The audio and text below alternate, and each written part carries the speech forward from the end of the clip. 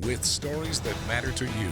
Fox 6 News at 4 starts right now with breaking news. The breaking news that's coming out of Milwaukee, we are tracking an FBI arrest and criminal charges filed against a Milwaukee County Circuit judge. And we'll take you through what led up to Judge Hannah Dugan appearing before another judge in handcuffs.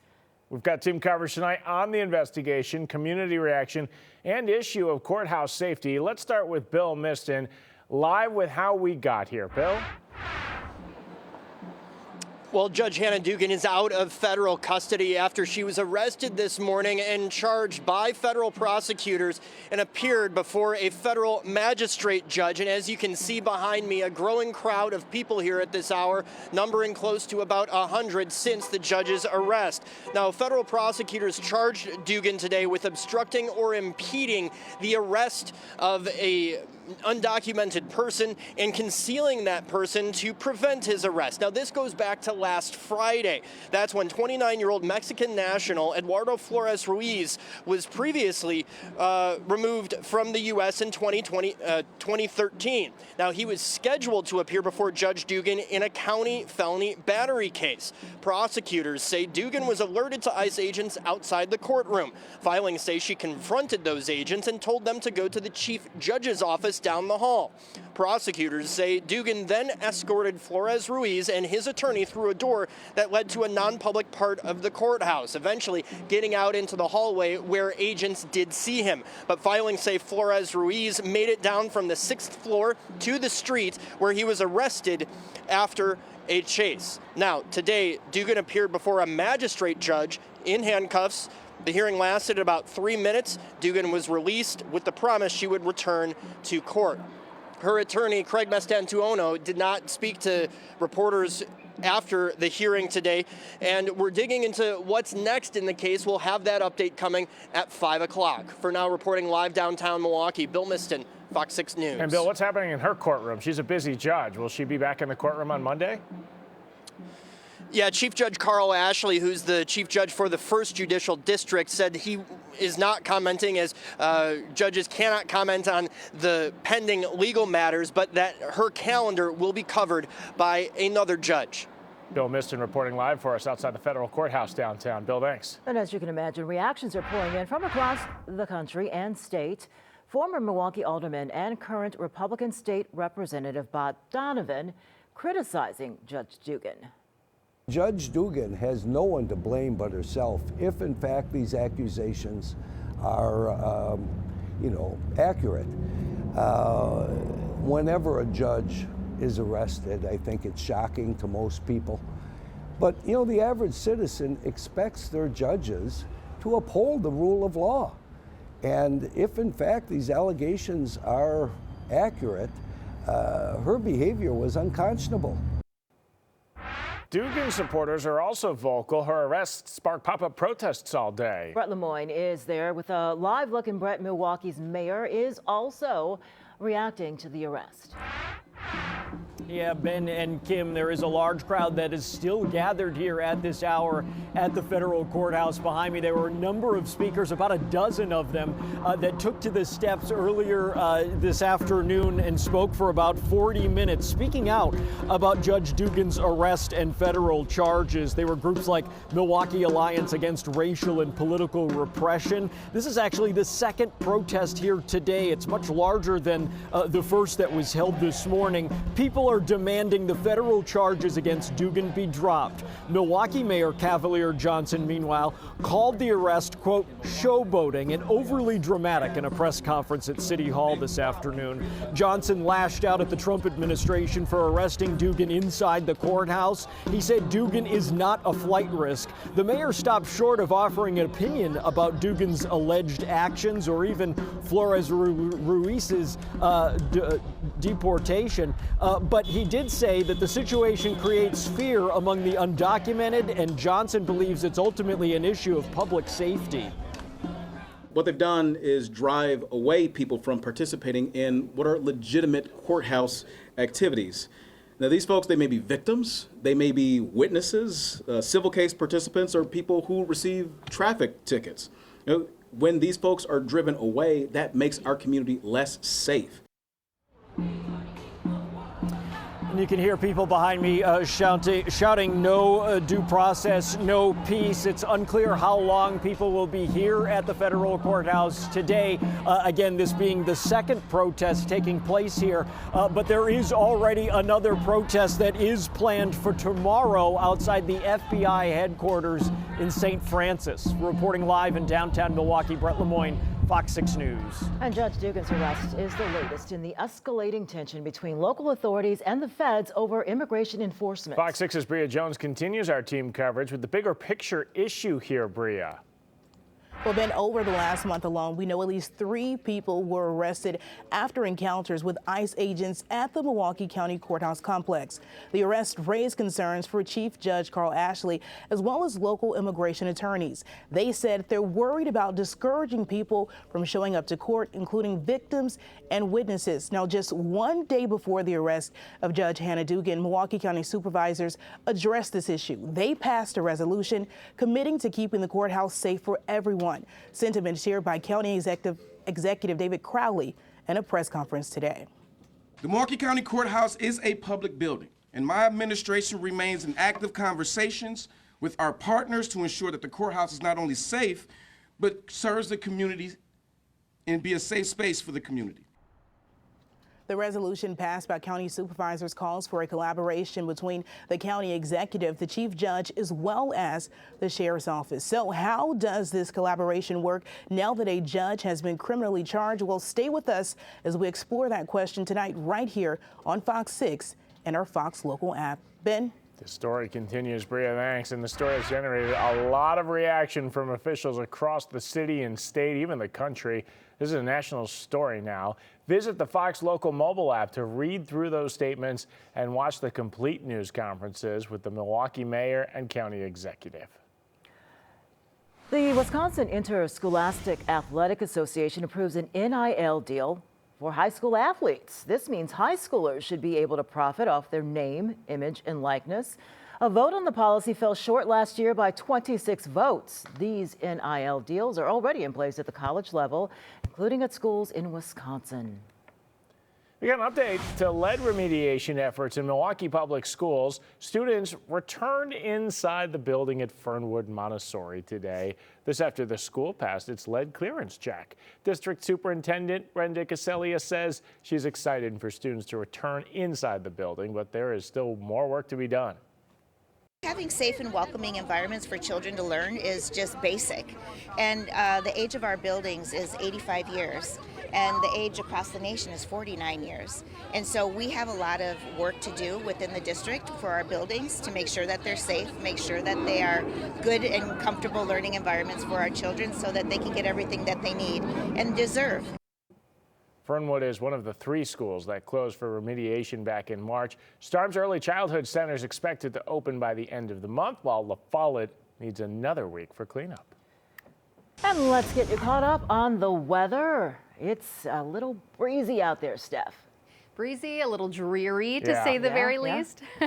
We've had a little bit of rain here or there, but most of it is now ending. We're still stuck under the cloud cover, but it will improve as the night goes on, and sunshine is back for Saturday. The weekend really is shaping up to be very nice. Here's our cloudy scene outside right now, though, only in the upper 40s in Milwaukee. And yes, as Kim mentioned, that breeze, it's up to about 20 miles per hour. So just like yesterday, it is a windy afternoon. Here's what's left of some of that very light rain. Keep in mind, this has not even really accumulated across the area. It's been sprinkles or just a very light spotty rain. But again, it does continue up towards the north. Fond du Lac, Sheboygan counties down through about West Bend. Parts of Waukesha County likely still seeing a few sprinkles. And then closer to the Illinois state line, just that cloud cover. Also worth mentioning, the rain is just about out of Green Bay. And it's been even soggier across northern and western Wisconsin today as the rain started early this morning. Those of us in Milwaukee, we got a break from it. It didn't really start until about a couple hours ago. It's keeping it cool though. 49 in Green Bay, 47 in Milwaukee as well as Madison. If you are still planning on heading north to Green Bay, the rain is just about done. Still going to see cloudy skies and temperatures will stay chilly tonight. Grab that jacket if you are going to be enjoying all of that NFL draft festivities. And then back to Milwaukee, really a very similar forecast. Temperatures in the 40s for now. Tomorrow still going to be a cool day, but the sun is back. We'll talk all about your weekend coming up. Thanks, Steph. And we're kicking off the weekend with playoff Bucks basketball. The Bucks are back in Milwaukee after the Pacers won on their home court, games 1 and 2. So the Bucks just need to do the same thing starting with game 3. Let's make some noise, people. Our Brandon Cruz is live at Pfizer Forum. Brandon, the team, they got a taste of Giannis and Damian together on Tuesday. How does Dame's presence help them tonight? Well, clearly he was a big emotional lift for the team. Even though they lost game 2, his return was critical to this team because it added another weapon, another thing that the Pacers had to worry about. And while the Pacers won, Lillard was just returning. So he's had 3 days to get ready for this game 3 here at home. Obviously a place he's more comfortable with. And after playing 37 minutes and scoring 14 points, the Bucks hope he can be even better in this one tonight. He hasn't played any 5-on-5 to come back and play and just be a threat out there for us. You know, he didn't, probably shoot it as well as he wanted to, but I think that coming in game 3, he's going to be a lot more confident in himself and be even more of a threat and be even more of Damian Lillard. I thought there were times, I don't know if he was exhaustion is the right word, but there were times he was clearly tired. I thought it showed on the other end more than on the offensive end. And also thought even late in the game, there were a couple times he had the ball where he should have made a play and he just gave it up. That wouldn't have been Dame before injury. So that still may happen. We'll see that. Yeah, look for a more decisive Damian Lillard when he has the ball tonight and an opportunity to score. He was just 4 of 13 shooting in game 2. The Bucks are hoping those numbers improve here in game 3. Reporting live downtown, Brandon Cruz, Fox 6 Sports. Brandon, thanks. And back to breaking news. We brought you at the top of the hour the FBI arresting a Milwaukee County judge accused of obstructing an immigration detainment. This is a live look outside the federal courthouse, a protest there. The numbers are dwindling, but there have been people throughout the day protesting the action. We've got both sides of this coming up after the break. You're watching Fox 6 News with Ben Handelman and Kim Murphy. Well, it is the talk of Titletown, day 2 of the NFL Draft in Green Bay. And we got team coverage once again. There's another day. Our Tim Van Voren and Sam Kramer are both live in Green Bay. And Tim, let's start with you. The Packers looking forward to day 2 of the draft. Let's talk about last night when Green Bay used their golden opportunity to draft one special player.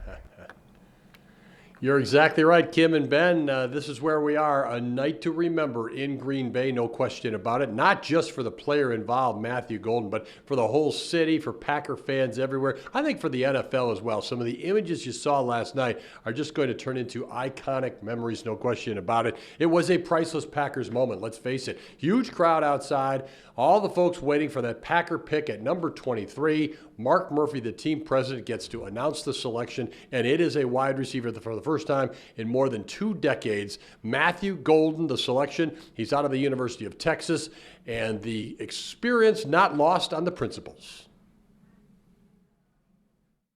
What an electric atmosphere it was out there today. I mean, it was, obviously didn't have a whole lot. Didn't really know what to expect, and as the day kind of progressed, you just kind of felt it building, and just what a great, cool moment for Green Bay, the Packers. Just really a cool scene out there, and it was a lot of fun watching it from the draft room. It was definitely different, man. That was the best feeling I had my whole life. I can't even explain it. Just being out there, it felt like I was just out there having fun, and that's definitely something I'm bringing. I'm bringing that mindset to come out here and win, but just enjoy football. I feel like that's where it all go back to. Well, Packer fans certainly enjoy last night, and they will go back to that moment, particularly if Matthew Golden turns into a good player. He'll certainly have opportunity at the wide receiver position. And Kim and Ben, as we look forward to tonight, the Packers have a couple of selections remaining, a second-round pick and a third-round pick. And there's a guy named Mike Green on the board. He's an edge rusher. The Packers need an edge rusher. You've got Golden. Could you add Green? We'll see. Could it really be that simple? All right. Yeah. You have the right name. Man. All right. We'll see tonight. We also like Murphy's. Scripting it all out this year. Thanks, Tim. And you can count on Tim for all of your draft coverage over the next couple days, today and tomorrow. He will bring you live reports from Green Bay with reaction as the picks start to come in. And be sure to follow his coverage right here on Fox 6. Well, organizers had hoped to get 250,000 visitors across all 3 days of the draft. Last night, they welcomed 205,000. Wow, that's unique visit. Sam Kramer is live in Green Bay. And Sam, you'd think that that would mean good news for homeowners looking to make a buck or two on the parking?